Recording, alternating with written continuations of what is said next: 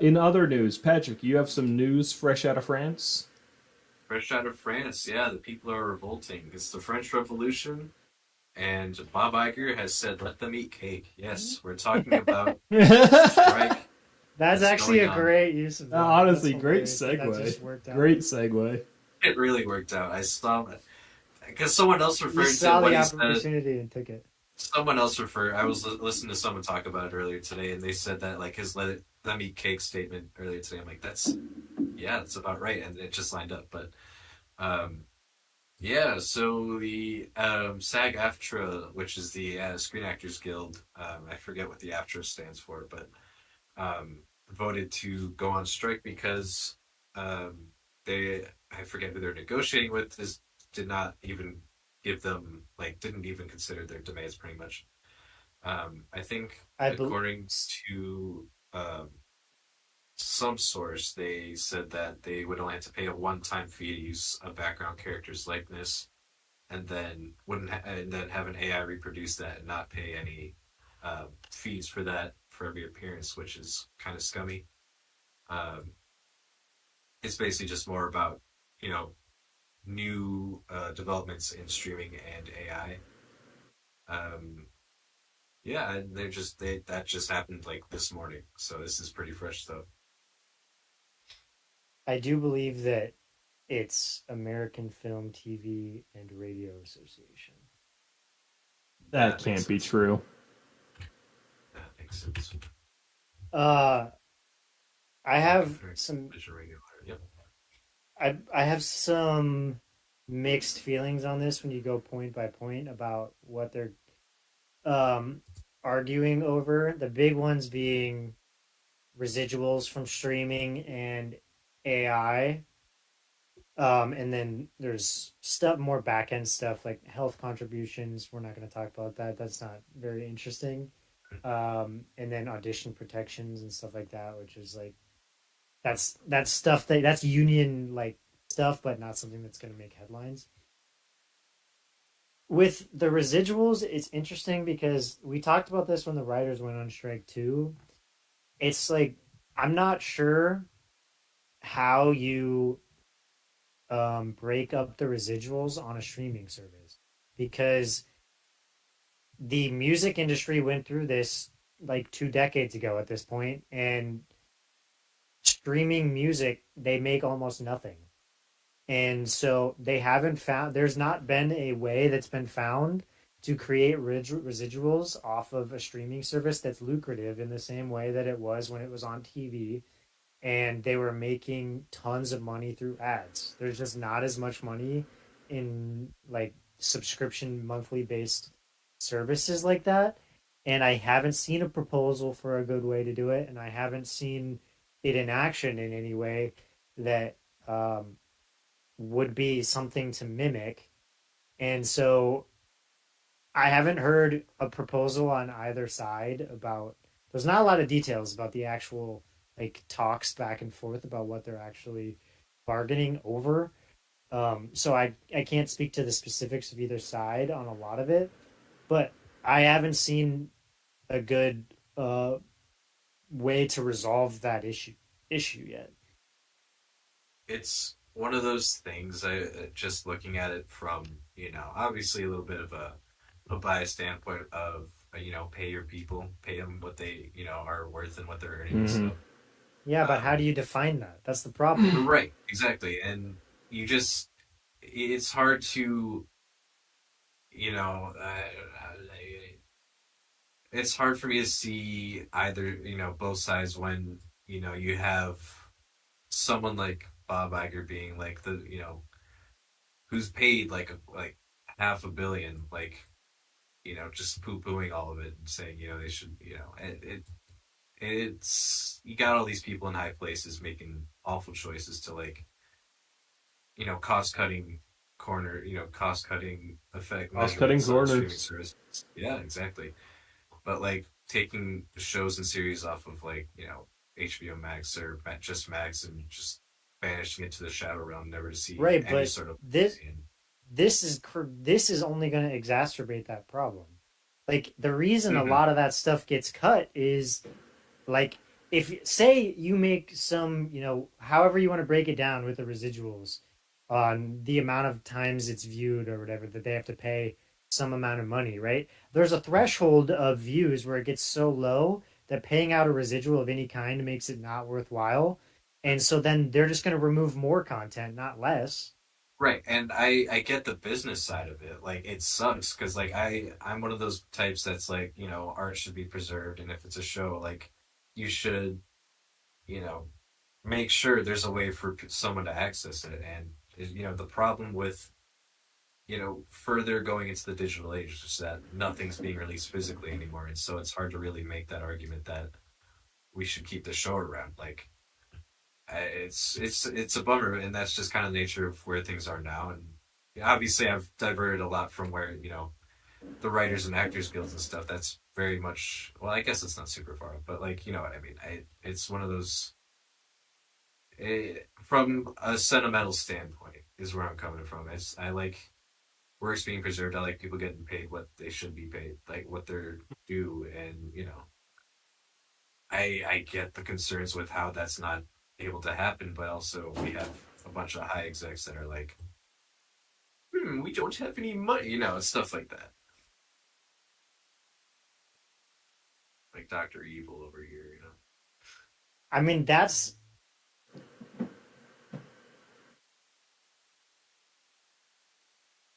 I don't know. I don't know. I I'm mean, just gonna you're both avoid making that, really other good than. points. Like, There's no easy answer. Like, there's no just But a my way to problem fix is this. my You've got to problem is the way that reinvent you the define system. that. Like, right?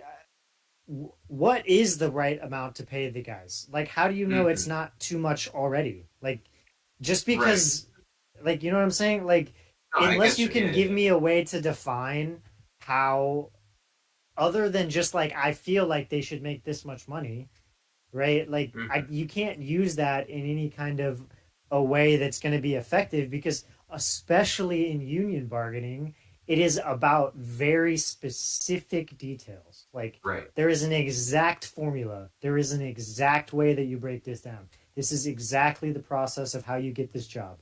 So like being like anything other than like they just, it's my problem with their strike in general. And not that, like, I'm sure they on the back end are having these conversations, right? Like, but the writers and the actors are taking a spiritual stance, and the business people are taking a numbers stance. And it's great in headlines for the actors and writers to take the spiritual stance, but it's not as great when it comes to this kind of bargaining. Yeah. I don't know. This doesn't super apply because this is a different industry completely. I just think of when I think it was Satoru Iwata when Nintendo released the Wii U and that bombed completely. Instead of just letting people go, he took a cut to his own salary in order to make sure that they didn't have to fire anyone. And you just don't see that kind of anything over this side with everything that's been going on. That's just I can't help but think about stuff like that. Obviously, there's a lot more going on here. There's a whole lot more hands to mouths to feed in the film industry rather than over there. But all the same, Right, but I don't think this is that. I don't think this is that in the sense that it's the money is being taken out of people, or the food's being taken out of people's mouths because they're going on strike. They're choosing to do this. really, They I'm weren't saying even before. forced into this situation. Well, there are some people that just couldn't make a livable wage based on doing what they're striking out on now. Right, Like but I can there's also make the same argument that Margot Robbie or Killian Murphy or any one of these huge actors is making so much money that why don't they just subsidize the small person who can't make a livable wage, and then it's not on Bob Iger. You can put the blame on anyone you want. Mhm. There's I blame Patrick. disparity in the level of money that's made. Like I'm not saying in no way. Like, I know I'm gonna come off as the person who's like, "Fuck the writers and the actors," and I'm he really hates not. Spider-Says. No, he You hates heard it here first, folks. Austin said it himself. I'm really, Fuck the writers and the actors.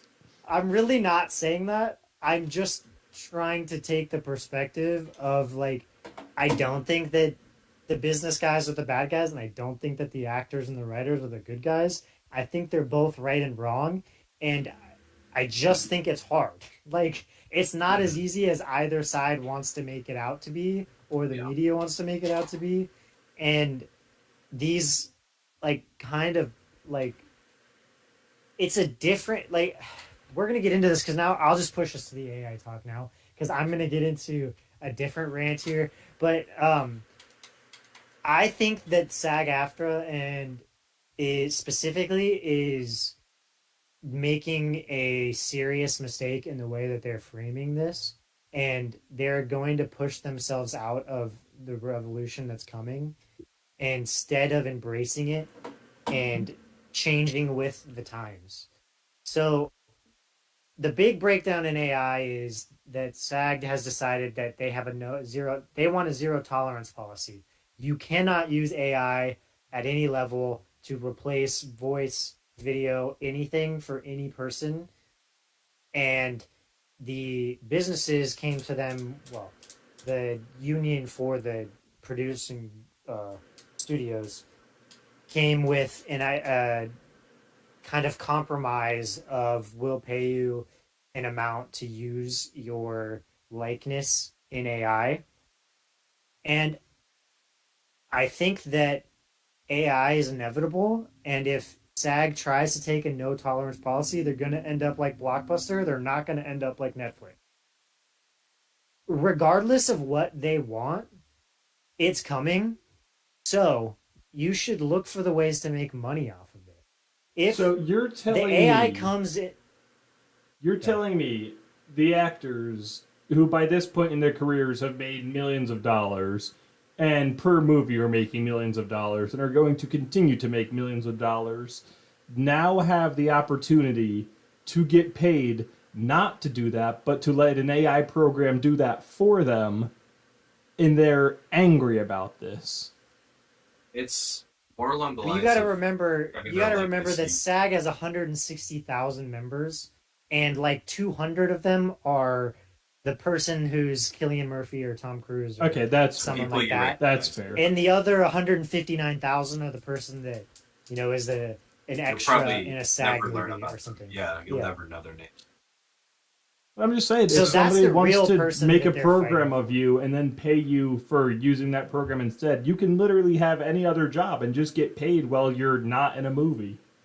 well, Right, that's which is the kind point that of I'm why there's coming a to. strike. Yeah, but But this is so you need to what they need to fight on is making this a new residual revenue stream. mhm. In that, like, so there's a big debate in the AI world about what the AI uses to train the models and whether or not they have the right to use that based on fair use. So there's multiple sets of arguments to it, but it's like taking a super simple example of one of an AI that goes to like Getty Images, screens every Getty image to learn how to make images, and then create something new, right? Some would argue that the creation of that new piece of content is fair use because you're taking someone else's work and making something new with it. And others would argue that because you're using someone's IP, they should get paid for that. And so ultimately, in my opinion, it's going to come down somewhere where, you'll get some kind of a residual or something like that based on it. I highly doubt that they're going to blow up the fair use and just say like anyone's allowed to use anyone's IP. And so what SAG really should be doing is finding ways to take advantage of that. If you're an extra, right? Why shouldn't you, have it in your union bargaining that you can sell your likeness? And so like, you go into one of those mocap studios where they camera you from every angle, and they do that with 100,000 people, and then they use that to train their AI to make the extras in the back of all of these movies, and then you run it like Unreal Engine or something like that. Anyone who uses that AI program, if they took your likeness, you get some, small percentage fee that goes to you as part of the pool of all the people. And then the higher level people, like, take Tom Cruise or someone like that, who's making all of the real money.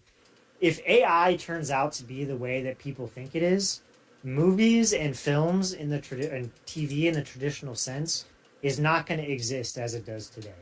Things will be choose your own adventure on every level. And so you're not going to be, spending 8 months filming a movie and then putting that movie out in the director's vision exactly how he wanted it as a one story fits all thing. So, the idea that AI will be able to take your likeness and your uh, speech pattern and all of that and make it so that they can sell, you know, the video game esque version where it's like you as the person taking in the media gets to bend it how you want it, and that person is bent with it because they're part of the AI rather than actually acting it out, is probably the future that leads to. And so you should be looking at how do you make money off that, not how do you stop it from happening, because much like any technology, the atomic bomb, whatever it is, you can't stop it. You're just not going to. And so you got to learn to deal with it rather than try and tell them, no, you can't do this. Not a great metaphor to use the atomic bomb and just you have to deal with it. Why? It's real life. That's what happened. We used an atomic bomb and you have to deal with it. It's the But same. we're not the ones who had to deal with it. We're okay. Godzilla, man, not okay. I just real quick, I just make hope good they points. painted that on the side of the bomb. Just deal with it.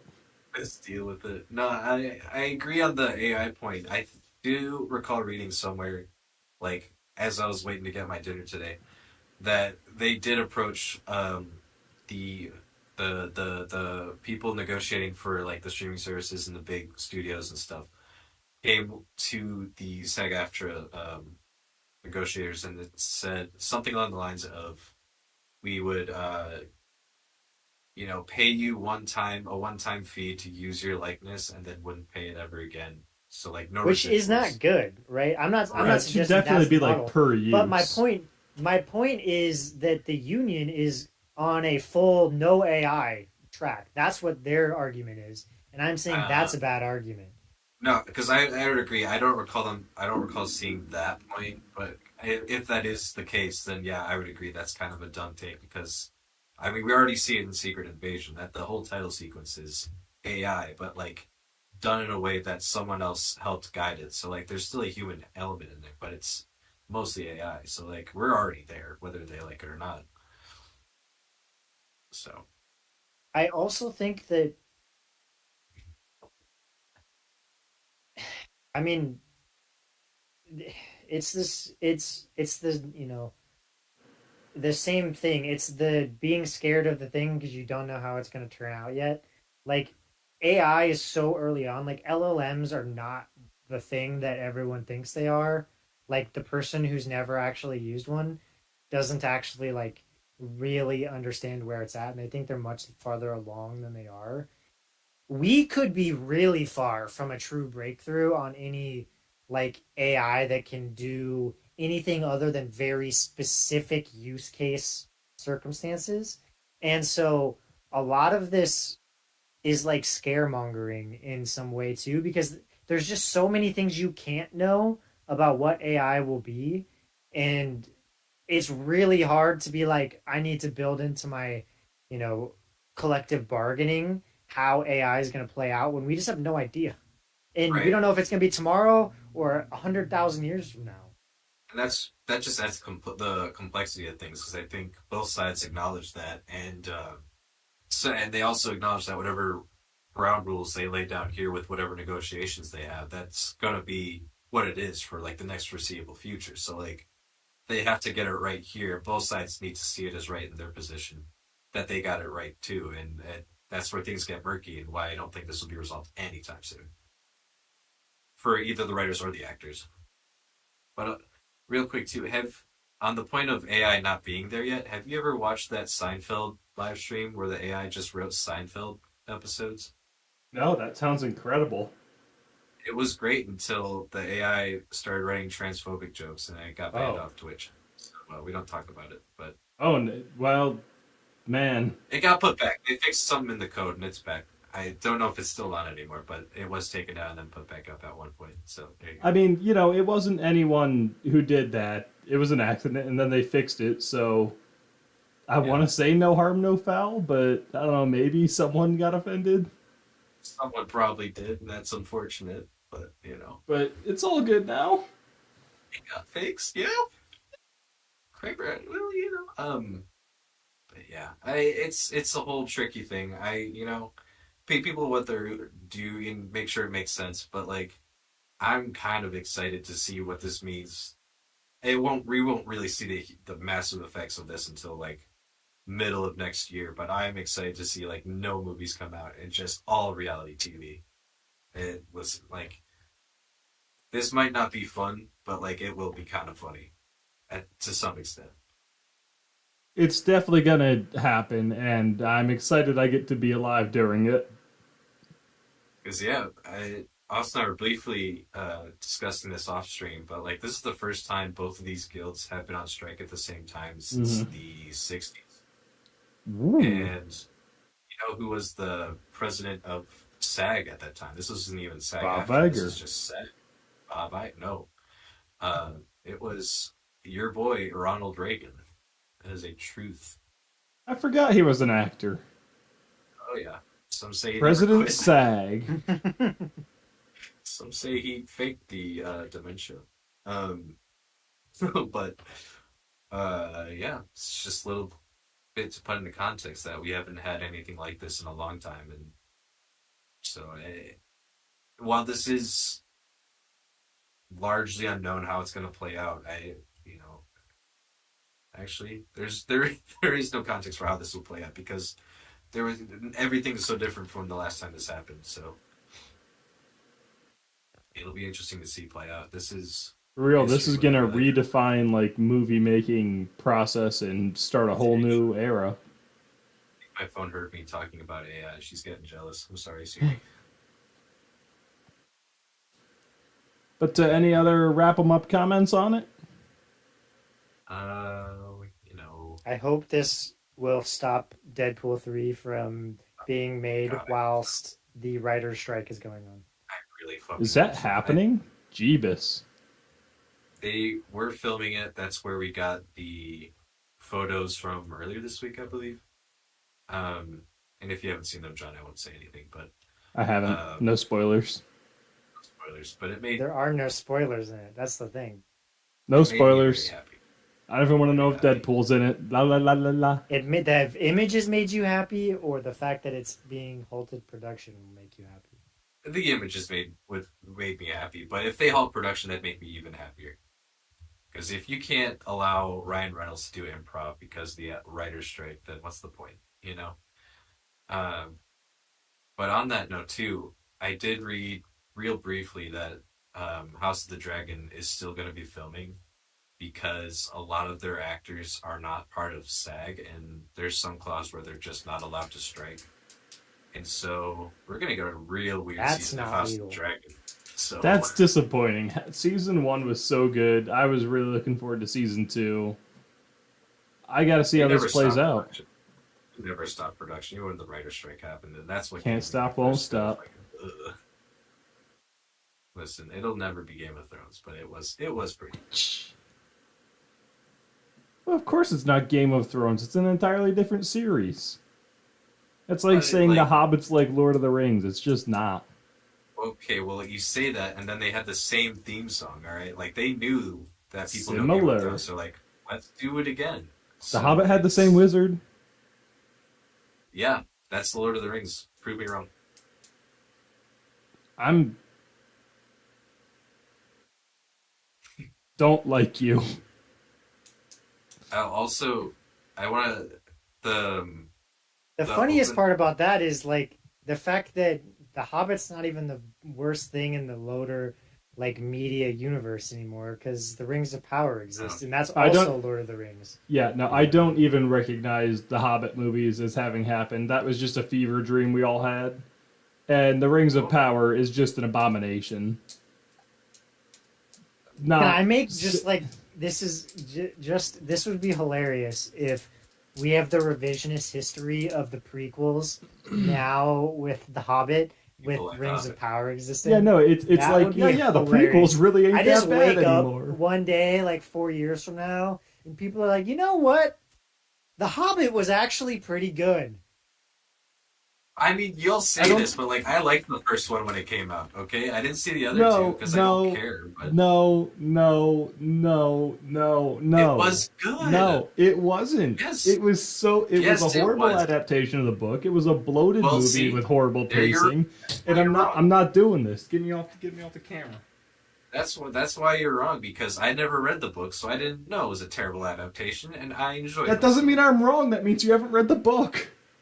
But I've since gone back and read the book, and while it's still not a good adaptation, I'm watching it to be entertained, and I was. So there. You have a very low bar in terms of entertainment. I don't want to hear that from the person who refuses to watch Mission Impossible Fallout, okay? Point in case. No, Austin, back me up here. Fallout's great. Fallout is good. It's a good movie. Rogue He won't say Nation is great. He didn't say best, great. but Listen, Rogue Nation, also fantastic. they're both great movies. You're It's just just- So Patrick's back on. wrong that Fallout's the better of the two. See, I flip-flop on any given day. It's not close. Don't even get me started on Dead Reckoning. I will. We only did an hour and 20 minutes on this at this point. I know. Oh, man. But if we're off the So Writers good. Guild at that point, I'm going to go ahead and bring Fingering the Pulse to a close. Going to wrap it up with a nice little bow. So thank you for tuning in. Thank you for joining us.